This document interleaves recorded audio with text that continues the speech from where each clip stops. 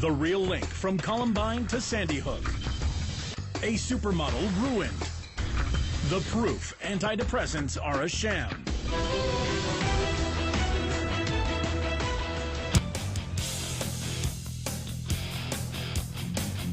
You take a mortal man, you put him on psychotropics, have him play violent video games, and join the military. Starts to hear voices. He gets through 2 checkpoints because he has a top secret security clearance. Shoots a bunch of people. So now America has to turn its guns in. Because Dianne Feinstein has the moral high ground. Just like Nazi Germany, they'll take our guns. Because Obama loves the children, turn in your guns right now. Acting like a robot. From the age of 10, docs pumped mind-altering meds into Adam Lanza. Pretty much every school shooter in the past decade was on prescription drugs. On antidepressants, kids are 10 times more likely to get violent. Suicides are even more widespread. Politicians forcing Farmageddon on Americans, and the mainstream media desperate to pop those pills. They told me that I had taken a gun to my third period class and held them hostage. We were told that if we did not follow up with their evaluation of ADHD and take him to the pediatrician and get him on Ritalin, that Child Protective Services could charge us for educational and emotional neglect. At age 13, while riding his skateboard, he suddenly keeled over and was dead. The county medical examiner said there was no doubt in that case that the chronic administration of the Ritalin was the cause of death. Ritalin is, for the purposes of classification by the Drug Enforcement Administration, is a Schedule II drug on the same list as cocaine. We're trying to solve a problem in the schools by putting our children on kiddie cocaine. Beth Winter killed herself just 9 days after being prescribed antidepressants like Paxil. She was a normal girl having trouble sleeping. It just wasn't her. There was nothing in her that would have done that. And thousands of such deaths are being masked by Big Pharma. The reputation of drug companies is abysmal. It actually matches that of tobacco companies. As with Vioxx, we could have known years ago, before many people died. The makers of best-selling antipsychotics Paxil, Prozac and Effexor have been forced for the first time to reveal their shocking research by Irving Kirsch. Thanks for joining us. What were the results? Half of the data that had been collected by the drug companies had never been published. They had kept it hidden. So they knew about it. The Food and Drug Administration knew about it. We use a law called the Freedom of Information Act, and we compelled the FDA to send us copies of the data that did not show a benefit of the drug over placebo. Okay, they hid proof that they're useless, but did they know their pills are actually deadly? 2/3 to 3/4 of the people taking them can lose their ability to engage in sex the way they usually do. There's an increased risk of stroke. There's an increased risk of death from all causes in young people, and children and adults up to the age of 24. There's an increased risk of suicidality. Something like 20-something% of the military's on these psychotropics, and every time they go crazy and kill a bunch of people, their families, you name it, and so they're always on these drugs, and then their answer is more drugs, more mental health screening, more drugs, more murders, more shootings. They're desperate to manufacture more shootings because all the other shootings are plunging, but actual mass shootings are actually up a little bit the last few years because so many people are on these drugs and the media hypes it. So every Fruit Loop goes, gee, I won't commit suicide. Those guys talk back to me at the base. I'm going to go shoot some cracker asses. I mean, what, is MSNBC going to come out and celebrate this and go? Those, crazy crackers on the right, like if they start with their very hateful language. How about Prozac? You know the number one, oh, that's the big sponsor, isn't it? Or that whole class of drugs. Let me ask you a question. Oh, got to cut that off, don't you?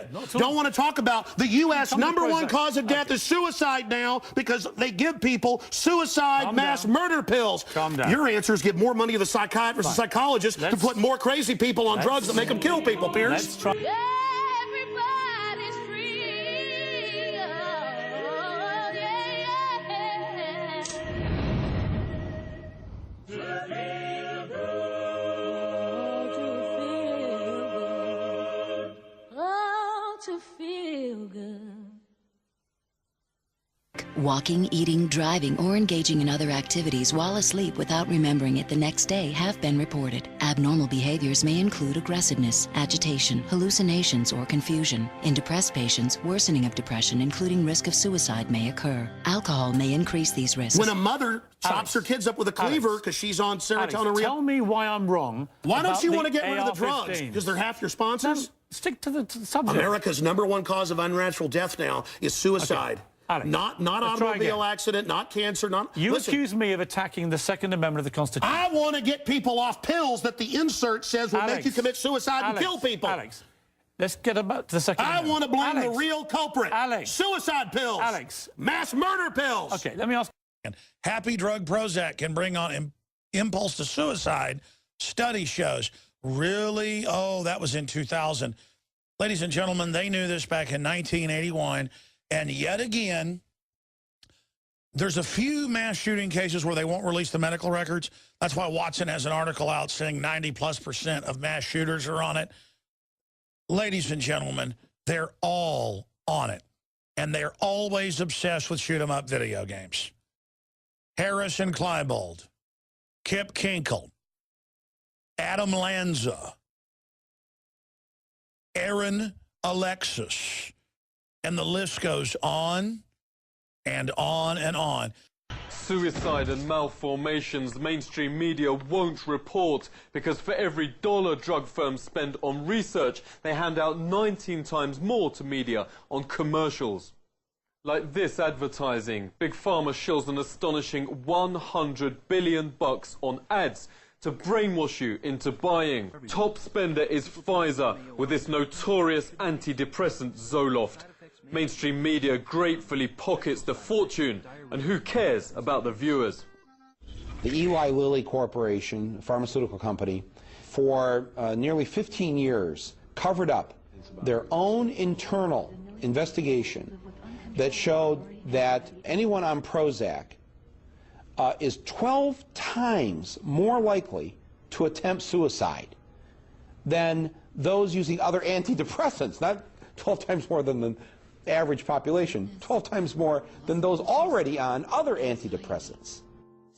This is a criminal act, and I want to know why these criminals are still walking the streets. The public is swallowing the lies like a dream. The top 3 antidepressants bring in $25,000 a minute. In the most recent campaigns of the last year or so, you're hearing so much, ask your doctor or talk to your doctor about. And when you hear that on the screen, it sounds so nice. Ask your doctor about Effexor XL. Ask your doctor about Cymbalta. Talk to your doctor about Zoloft. So talk to your healthcare professional. Your doctor today.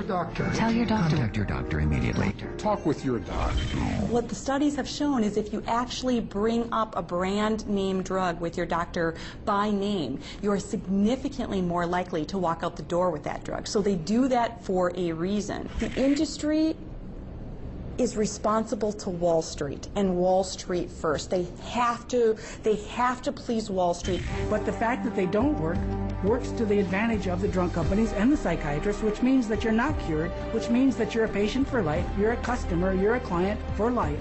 And the worse your health gets, the more drugs you need. It's a great deal for them. Supermodel Paulina Pariskova had everything going for her. She was only the second girl to cover Sports Illustrated's swimsuit edition 2 years straight. Then her doc prescribed, quote, crippling antidepressants. She shouldn't have been allowed on America's Next Top Model, as the drugs made her unstable. But the program boss pitied her because she was also on the same medication. In fact, Poriskova finds all her friends are on antipsychotics, which she says give you the self-awareness of a slug and kill your sex life. Americans are currently the largest guinea pig trial in history. Mind-altering drugs are tested just 4 weeks. Their long-term effects are being evaluated on unsuspecting citizens who think their drugs have been checked. Then we see who dies, who has seizures, who has deformed children, who has epilepsy, who has diseases downstream, whose heart stops. The public is the clinical trial. No drug has side effects. They're all effects. This is a very dangerous industry that has gone so far overboard in inventing fictitious diseases and drugging our children and our population that I consider it to be engaged in crimes against humanity. But why are the people we depend on, our doctors, telling us on mainstream media to pop pills?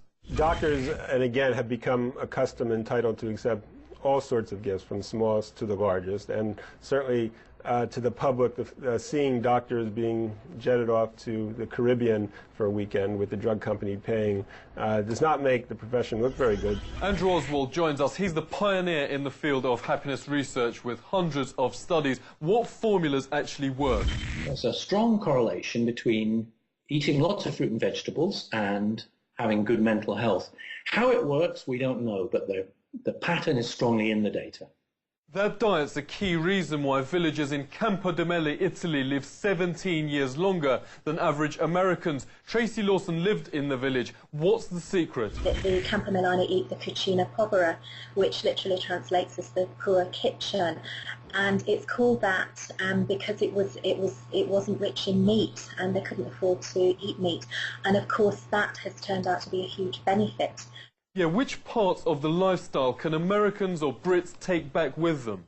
In a year in the Village of Eternity, I hope that I've shown people that they can take huge lessons and actually transport an awful lot of the lifestyle of Campodello to their homes, even if you live in the centre of a big city. If you're lucky, you might have a little bit of space to grow vegetables in pots. You know, things like potatoes and onions, you know, they pretty much grow themselves. They just need a little bit of water. And if you can't do that, if you can afford to, if you can buy organic vegetables and avoid overloading your system with the chemicals which are commonly used in mass agricultural production. Such common sense is out the question today in the States, where kids are the new drug target.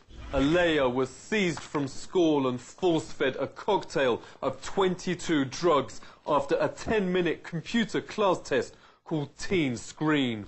When I saw for myself what they were giving her and how much and how often, I just thought, they're going to kill this child. And the parents were helpless. So it presents itself as being a wonderful, altruistic program, whereas in fact, I believe its cold-blooded and cold-hearted intent is to recruit more children into the very subjective diagnoses of mental illness and to treat those kids with medication. No regime in the history of this world has ever tried such a deadly mass drug experiment on its own people. The full effects will be seen on today's children in 50 years' time, when our current leaders aren't around to face consequences. Feinstein calls for new gun control laws. He entered with a shotgun, picked up weapons inside. Report, no AR-15 involved. Shotgun, 2 handguns. CNN still reporting it's an AR-15. The answer is take yours. Mass shootings fuel fear, account for fraction of murders. That's a Bloomberg article actually being honest. Last week, Al-Qaeda called for small-scale attacks inside the United States, as we reported Friday. And D.C. mayor blames the sequester, saying that they don't have enough money for security and other ridiculous garbage. That's some of the news up on drudgereport.com. I want to be clear. With the authoritarian left that is not left, left and right wasn't discussed politically until 100 years ago. Left was associated with women and the devil. The right was concerned with masculinity and God. A little bit sexist, I know. But the point is, the left-hand path of Aleister Crowley. It was not political until the turn of the last century, a little over 100 years ago. If you want to call somebody a liberal, though, Thomas Jefferson was a liberal, and I want to be clear on that. These people are not liberals. We need to stop calling them liberals. They are like a disease of authoritarianism, and it is a war, so they call themselves progressives, when they actually want to progress their takeover while regressing your liberty, your freedom, and increasing taxes. So they like to regress the amount of money you keep for yourself and progress the amount of your money and labor they siphon off to themselves because they crave control freak power. And the name of their game is collective guilt and shame. You notice Kerry said, you will support our attack on Syria or every new attack and death is your fault. Hillary came out and said the same thing. Bill Clinton said the same thing. Carney said the same thing. They said after Sandy Hook, if you don't let us ban these guns, you're going to be responsible, gun owners, collectively for any other deaths. Remember that over and over again. You are responsible. But we better be getting the news out there that this guy was under psychiatric care and on drugs, and that he was hearing voices, and then he got through 2 checkpoints and was still able to attack people. I don't get why these guys are always so dumb. Why don't they go to an off-base bar that's frequented by everybody? I mean, I don't want to give them ideas, but why do they always want to go to the zone? Because they know nobody's got guns in there but a few police. That's why. We just answered their question. You get into the perimeter, you are in a sitting duck zone. I mean, why can you trust police to have guns in the police department, but you can't trust the military to have guns? Well, some of them are on psychotropics and are mentally ill. That's why they don't. That's why the Secretary of Defense, the last 2, won't get around troops with guns. I'm not really agreeing with them, but that's why they're scared. They know what they've done to these people. Shall not be infringed. Shall not be infringed. Shall not be infringed. Shall not be infringed. From the nation's Second Amendment watchdog, anti-gunners, get ready for the pain. The misinformation is over because this is the blunt object. From Gun Owners of America, this is Lock and Load with Bill Frady. Bill Frady.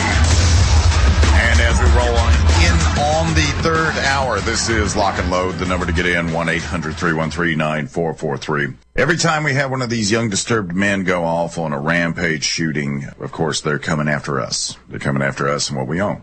And one thing that is not ever discussed, they may give it a mere lip service, is one of the common denominators with all of these young fellows is that they're on a psychotropic drug compound of some type to treat some sort of mental illness they have been experiencing. Now, we know that these things are bad, but how bad are they? I mean, I know the common denominator, and I can make that assertion all day long. But I got lucky because somebody that knows more about them than I do contacted me. Joining me now, and I confess I don't know where she's coming from, but we're joined now by Dr. Linda Langeman. Good morning, ma'am. Good morning. Thank you so much for having me. Oh, absolutely. I'm coming from San Francisco. That's where I'm coming from. Oh, my goodness. Oh, my goodness, I know. Okay. I know some people in San Francisco, but they're all gun people. Anyway, all right. Don't hold now, it against me. This classification of drugs, this is known as an SSRI, yes? Yeah. What does that stand for, first of all? SSRI is serotonin-specific reuptake inhibitor. And what that means is, you have a normal, neurotransmitter, serotonin, in the brain, and it fires at, the receptor site, and then it gets reabsorbed into the system. And that's normally how it goes. It gets released by one cell, and it fires on the receptor of another and gets reabsorbed and circles back around. The SSRIs, the reuptake inhibitors, prevent the reabsorption. So it keeps firing at the receptor site. It stays in the area. It doesn't reabsorb, and it just keeps firing. So it artificially raises the level of serotonin. It makes more of it be firing. So here's what happens with that. We're going to come back over some of these points again because I really want to make it clear that there's no such thing as a chemical imbalance, which is what these things are sold based on. It's all a fraud. But let's look at what the mechanism, what it does.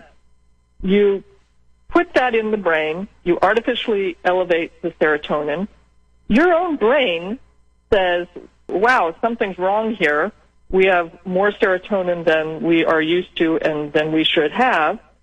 So let's shut down production of serotonin, because apparently we have too much of it going on. So the brain stops producing serotonin naturally, and it atrophies some of the receptor sites, because it says, well, we don't need these. We're getting too much serotonin now. Now, this actually creates a chemical imbalance where none existed. And that's why it's really hard for people to go off of the antidepressants, and why they have such a horrible time, and why they get depressed when they go off of them, because now they have a chemical imbalance and they are not actually producing the serotonin that they should be. And what happens is they get told, when they try to come off the antidepressant and they get depressed again, a psychiatrist will tell them, oh, wow, too bad. See, this just shows you're one of those people. It's just your brain chemistry. You need to be on this drug for the rest of your life and be a customer for the pharmaceutical industry for the rest of your life. Now, backing up, depression, before the introduction of the antidepressants and the SSRIs in particular, depression was known to be something that self-resolved. It didn't require treatment. It was written about in the psychiatric journals. The head of the depression division of the National Institute of Mental Health, everybody in the 60s and 70s talked about depression being something that, without treatment, it will get better with or without treatment in a few months. You know, maybe a couple months, maybe 6 months, but you don't need to do anything, and it will get better. When they came out with the antidepressants, their hope was it might shorten the duration of the episode. But what they started seeing, and I can trace this, it's all in the psychiatric journals. You start seeing articles by doctors saying, I gave the person the antidepressant. It did shorten the episode. They seemed better at first. But then when they came off it, they had a relapse. And you start seeing people talk about it creating a chronic condition. And this goes on for a decade or so, where there are journal articles saying, whoa, antidepressants are causing a chronic condition. And then by the year 2000, they forget history, they stop talking about that, and they just start writing about depression as a chronic condition, as if it always was, as if there are some people who are just chronically going to be depressed, and not acknowledging that they created that. Right now, in the U.S., 1 in 4 Americans is on a psychiatric drug. It's staggering, the effectiveness of the marketing. So we are creating chemical imbalances and chronic conditions and increased people on the disability rolls. That's the other thing. I think there are 850 new people go on the mental illness disability rolls a day because of psychiatric drugs. So the effects of the SSRI sounds a lot like what anabolic steroids do to your body's natural testosterone production. Oh, yeah. Yeah, that's a good comparison. Yeah, I mean, because, your body has its own wisdom. And it's got a balance. It's creating things. It's got its normal chemical flow. And you get problems when you interrupt that. Now, the other thing, so back to this idea of a chemical imbalance. This is how these drugs are sold. If you look at all these commercials since 1997, when the pharmaceutical industry and the American Psychiatric Association, lobbied Congress and got, direct-to-consumer advertising allowed, we are one of 2 countries in the world that allows direct-to-consumer advertising, TV commercials, print ads, of psychiatric diagnoses and psychiatric drugs. Other people don't do this. But once that happened, for the past 16 years, we've all been bombarded. We all know the commercials. They list a bunch of things that are everyday struggles in life. People do have very real mental and emotional struggles. And they say, do you experience this? Do you experience that? You may be suffering from a chemical imbalance and have this disorder, and we have this drug that will help. It's all a lie. There is no chemical imbalance. There are these diagnoses. You were talking earlier, I was listening to the program earlier, about these experts and giving opinions. I don't know if most people know, but the Diagnostic and Statistical Manual of Mental Disorders, this is the thing that's put out by the American Psychiatric Association that lists all the mental disorders, supposedly, these, brain disorders, brain diseases. There are about 300 of those diagnoses currently. And I don't know if people know that they are voted on. There is no science. They are literally voted on.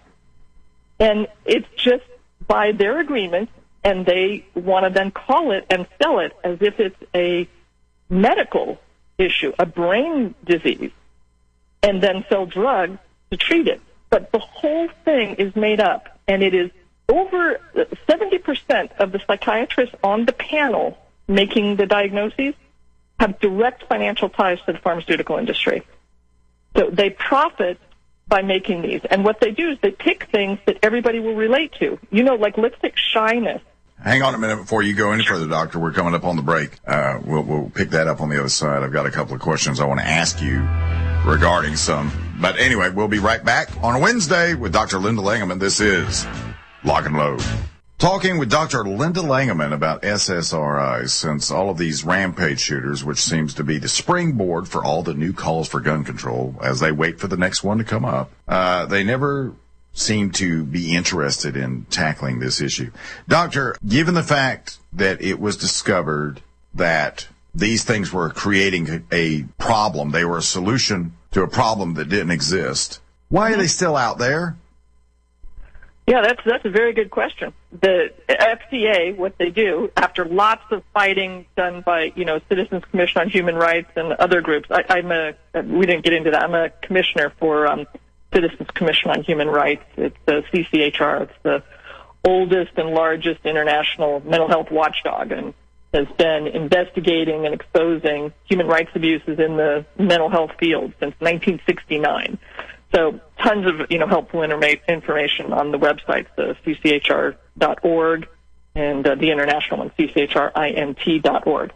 But anyway, yeah, so what happens is the FDA puts warning labels, and those really had to be fought hard for. To get an FDA warning label, there has to be proven causation. They don't put those unless there is proof of causation. And the FDA black box warnings are the most serious. All of these SSRIs, every one of them, contains black box warnings of suicidality, homicidality, and many other things. Let's just start with those. I don't know why they're on the market. They put a warning label, and okay, that's great. At least people have a fighting chance if they would read those labels and take it seriously and not think it's just a bunch of legalese. It's for real. But they put a warning label, but it's incomprehensible, yet they still sell it. And it is sold and it is given to children. And the adverse reaction to the SSRIs are completely a recipe for violence and suicide. They include things like, they increase agitation, hostility, irritability. They decrease judgment. They decrease impulse control. They cause an emotional numbness. They cause what's called depersonalization and derealization, meaning the person feels just disconnected from themselves and from the world and people, like nothing really seems real or makes any difference. And then you add to that homicidal fantasies, suicidal fantasies, and it's a recipe for the violence that we're seeing. And that's been played out many times. And then what happens, you get these killing sprees, and there's a bunch of them we could, note from the news recently, starting, let's just go back to Fort Hood, the Navy Yard shooter, this one in Isla Vista down at UC Santa Barbara. And after each one, here's a couple things happen. We get manipulated. The public is manipulated with, gun control issue, and whether it should be or shouldn't be, that issue is polarizing in this country, and everybody knows it. They know it. So they push on that button and manipulate us, get us arguing about gun control or Second Amendment rights. And meanwhile, the American Psychiatric Association, the pharmaceutical industry, they're on Capitol Hill pushing for more money, more taxpayer dollars for, more mental health treatment. And it's so bold, it's outrageous, because it is that very, quote, treatment that has caused the problem. I have said and will repeat, because it's the truth, You know, you have people say guns don't kill people, people kill people. Well, you got to look at what causes a person to do something like that. And it's guns don't kill people, people on psych drugs kill people. And that is the bare truth of it. And it brings it down because you've got to look at what would cause a person to behave in a way so abnormal and bizarre. What does that? What pushes them over the edge? I don't care that they had some issue that they were struggling with that got them into, you know, therapy or seeing a psychiatrist to start with. That is not what causes somebody to do these bizarre spree killings. You've got to alter a person's mind, and that's where you get mind-altering drugs. Psychotropic means, the word psychotropic. Psyche is, you know, mind. Tropic means turning. So you turn the mind. It's mind-altering. And that's how you could have somebody behave in a way that they never would. You hear these things like the Fort Hood guy, Ivan Lopez. He didn't have a history of violence. You know, you get people doing bizarre stuff, killing their kids, going on shooting sprees, killing themselves. They don't care. Their mind has been altered. Psychiatric drugs, the SSRIs, you know, because that's one that we're focusing on specifically, the mechanism of it is it disables parts of the brain. Every psychotropic drug disrupts the function of the frontal lobe. They impair functioning in one way or another. You know, anti-anxiety drugs, they suppress your higher brain function, they suppress your cognitive function, suppress memory. Let me ask you a question before we go to break, if I may, and then Sure. when we come back from the other side, I want, if it's okay, I'd like to take a call for a question for you. Sure. Okay, so these people that have these temporary issues that they prescribe these psychotropic drugs to that creates a longer-lasting problem, is there a way back for them? Is there a treatment for them that can take, you know, deal with that problem that has been chemically created? Mm-hmm. Yeah. Do you want me to answer that now or after the break? We got about 3 minutes, 2.5. Oh, If you can answer it in 2.5 minutes, go for it. Oh, yeah, sure. Sure. Okay, so some of the things, you know, some of the damage from the psychiatric drugs is permanent, some of those things. The SSRIs, I've read there's studies going both ways on whether you can, your brain will readjust. I'm a hopeful person. I really believe in the individual's capacity to heal, and that if you get off of them very slowly, like I really don't want anybody listening to, you know, that might be on the psychiatric drug to just stop it abruptly, because that creates severe problems. And actually some of the killing sprees are when a person is in the withdrawal phase, which creates violence. GlaxoSmithKline had to pay out, I think it was $3 billion. I know it was more than $1 billion because of concealing for 15 years their own internal studies showing the addiction and the violence in the withdrawal phase from Paxil, one of the antidepressants, one of the SSRIs. So anyway, I do think that if you come off gradually, taper off slowly, there's a book called Psychiatric Drug Withdrawal by a doctor named Peter Bregan, and that's very helpful. It's you give your brain a chance to start recreating, you know, reproducing, you know, the regular neurochemicals. So, and then you've got to get back to treating the underlying thing that brought the person to the attention or into therapy to start with. And there are all kinds of things. I mean, people have the ability to handle life, and you don't handle it. Drugs never taught anybody anything. You're not going to make sense of the world by altering your mind, by putting a drug in there and messing up your cognitive functioning. You've got to confront problems. You've got to, like, take responsibility, confront things, and handle them. If you're depressed, look at your life. Is it, you know, do you need to exercise? Do you need to, you know, change jobs? Do you need to move? Do you need, you know, what do you need to handle to, you know, get control of your life so that you're not depressed? The single best treatment for depression, actually, by studies, is exercise. It's actually exercise. Working out. Working out, yeah. Okay. Yep. You hang on. We'll be going to the phones after we get back on a Wednesday with Dr. Linda Langeman. This is Lock and Load. Dr. Linda Langeman, let's go to the phones for a question for you, Dr. Ed in Kentucky. Yes, sir. My name's Ed Breving. I live in Covington, Kentucky. I'm a disabled Army veteran and supposedly diagnosed with bipolar. Oh, by the way, Bill, at the VA, when you get medications, they do give you warnings, and some of these warnings are about 12 sheets long. Well, I don't. I'm eligible for the VA, but just don't go. They got going on. Stay private. That's one big warning for me, so I don't even go. Yeah. So. Stay private.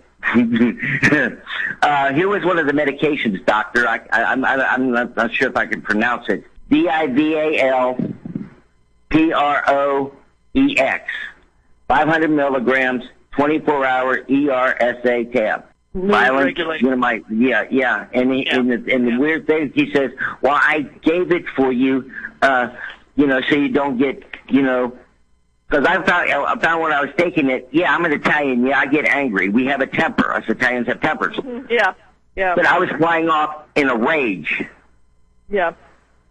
Well, when I turned around and took a hiatus out of the VA, I just I stopped taking the medications. I detoxed my system. And all of a sudden, one day I'm out with a friend of mine, and I got angry at a guy, and I just said, I said, bah, and walked away. And he grabbed me, turned me around, he says, are you okay? Yeah. I'm like, yeah, why? He goes, dude, I said, dude, I'm off the medications. Totally. Yes. Good for you. Well done. But no, here's the thing. When I went back to the VA, I told the doctor, I said, why would you prescribe a person supposedly on bipolar this one certain? Well, I said, lady, I was flying off in a race, and I looked. I said, oh, I forgot. I'm a guinea pig and a lab rat. You're funded by Rockefellers and the Rothschilds and everybody. And I said, here's the deal. You can tell them all to kiss my Italian butt. I said, and I tell you what, tell them they got 2.8 million bitches butts they can kiss too. I said, if you're going to put me on anything to calm me down, well, we talked about it. Now I'm on a low dose of lithium, which is a natural supplement, and I feel a lot better. I got my temper back. Don't get me wrong, I got my temper, but I don't fly. Over the summer, I was just, and I'm like, and that even scared me. I'm like, I'm not like this. I said, I get angry. I got a temper. I'm Italian. But the thing, I said, and I prayed. And I called my sister-in-law. She's a homeopathic specialist. And she says, baby, they're killing you. She goes, you got to detox. Yep. I said, how? She goes, I'll be back. And she just came to my house with full of spices that you buy at the store. Yep. And she says, here you go. And I feel a lot better. I do my walking. Because of my physical condition, I got to limit myself, but I walk, and I love my walk, and I pray a lot too. That's all great. Walking is great because it gets you part of a lot of mental struggle. It's because of being, in your head and stuck in your head. If you actually go for a walk and you look out and you look at things, it gets you out of your head and into, the world and the environment you're actually in. Because if you are paying attention to the environment you're actually in, there's usually no distress there. Unless somebody's, hitting you or something. The stress is mentally constructed because you're living it, thinking of the past, stressing about what's going to happen in the future. So walks are great. And I heard one doctor say the DSM's a joke. It entirely is. The chair of the former version of the DSM, there's a new one now, but the guy, Dr. Alan Francis, who is the chair of DSM-4, now we're on DSM-5, he is quoted. He says that there's no real definition of a mental disorder, that it's all, quote, bullshit. He says this. To look up specific drugs, the CCHRINT.org, that's the Citizens Commission on Human Rights International.org, has an incredible drug database. You can click and enter a drug. It's a clearinghouse. It's journalists use that because the research is phenomenal, and it's the most comprehensive drug database out there and lists all the adverse reactions that are reported. The other thing I want to mention came up in what he was talking about, the documentary, the news documentary by CCHR that produced is called The Hidden Enemy. And if people go to CCHRINT.org, even CCHR.org, they can find this documentary on there. You can watch it for free. You can order it also. But The Hidden Enemy is an incredibly well-documented account of psychiatry in the military and how it has infiltrated since World War II, really, and experimenting on soldiers and veterans. They are being used as guinea pigs, and that was actually purposeful.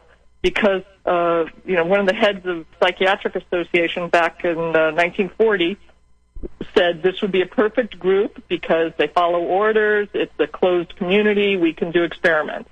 And that's what they've been doing. And it's exposed in this documentary. I really encourage people to see it. And then in more recent times, there has been a massive influx of psychiatric drugs in the military. They got the approval of somebody at the top, and that's all you need. You get the top person to let this happen, and it becomes policy. And from 2005 to 2011, there was a 682% increase in psychiatric drugs in the military. I am deeply concerned about our freedom and our minds and how that's being destroyed by psychiatric drugs from all across the age span in our military. You hang on one more time. We'll be right back on a Wednesday with Dr. Linda Lagerman. This is Lock and Load. I'm Larry Pratt of Gun Owners of America, and I want to invite you to join the Second Amendment movement with Gun Owners of America, the only no-compromise gun lobby in Washington.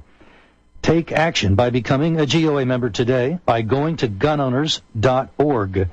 Gun Owners members receive the GOA newsletter, fact sheets, alerts, certificates, and more. But there's more to joining GOA than just a list of member benefits. The united voice of GOA members has been successful in defeating restrictive legislation designed to disarm our population. GOA has helped to get strong constitutional members of Congress like Senator Ted Cruz elected. And with your help, GOA will continue to successfully defend the rights of gun owners in the courts. Participate in our efforts to restore and preserve the nation's right to keep and bear arms. All contributions to our lobbying efforts are used exclusively to support or oppose firearms legislation. Join online at gunowners.org.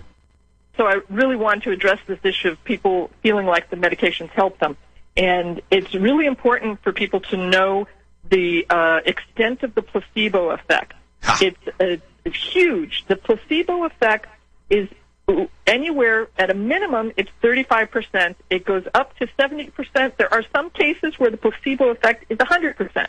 So what that means is if you give 100 people a sugar pill, at a minimum, 35 of those people, and up to 70 of them, are going to say, oh, my God, I feel so much better. I'm not depressed anymore. I'm not anxious anymore. I can study better. All of that. Placebo effect is huge. It's people's own ability. This is what I just hope we can get to at some point. There's tons of research on the placebo effect. I have lots of things to say about it, and it's an extremely hopeful and inspiring area because it is our own capacity to decide to change our condition and make it so. It doesn't matter if you believe it's because you're wearing your lucky underwear or if you believe it's because you took the pill. The bottom line is you changed your condition. And the thing with the placebo is there are no adverse reactions. You're not messing with your brain chemistry. When doctors are figuring out a dosage to prescribe, are they playing 52 pickup? They totally. It's a hit or miss thing. Everybody's going to react differently. Now, PTSD that was made up in 1980. Before that, let's say with veterans, you had combat stress, battle fatigue, normal reactions. What John was describing, whatever he was involved with the war on terror domestically that caused stress and PTSD and depression-type symptoms, all normal reactions to stressors and abnormal situations. Veterans coming back, of course they have these symptoms. It's normal. And it was only in 1980 that the psychiatrist said, it's a mental disorder. You're broken. It's like, no, you're not broken. You're having a normal reaction that any of us would have, and you need space, time, you need, good nutrition, exercise, you need to talk to other people who've gone through the same thing and to, kind of regroup. But you start drugging, and then you get another drug, and I'm glad John avoided this whole thing of the multi-drugs because that's where you get sudden death. And there's been a huge increase in sudden cardiac death with healthy young people in the military taking the drug as prescribed because none of these drugs, none, have been studied in combination. So even if it's got an FDA approval, one drug, it doesn't have approval to be given with a second one, a third one. And that's how they're most commonly given because you give one drug, you got adverse reactions, then they give you another drug, and then they give you another one, and, you end up, with drug cocktails that literally will stop a person's heart in the middle of the sleep. Last call. Jerry. A couple months back, I heard her say for the first time, guns don't kill people, people on psych drugs kill people. And I took it upon myself to make T-shirts and bumper stickers. And every host that has her on, I'm trying to get them a T-shirt and some bumper stickers. So if you could give me a mailing address or give it to Linda, she'll get it to me. I'll make sure you get that. Jerry, you can email me at bill@lockandloadradio.com. I'll be happy to supply that. God bless you. I'll let you guys go. It's fantastic he's making these T-shirts. I think it's fantastic. I'd love to see them across the country at every gun show, because that is the true why, the reason for the crazy killing sprees. Doc, thanks very much. I will be in touch with you soon.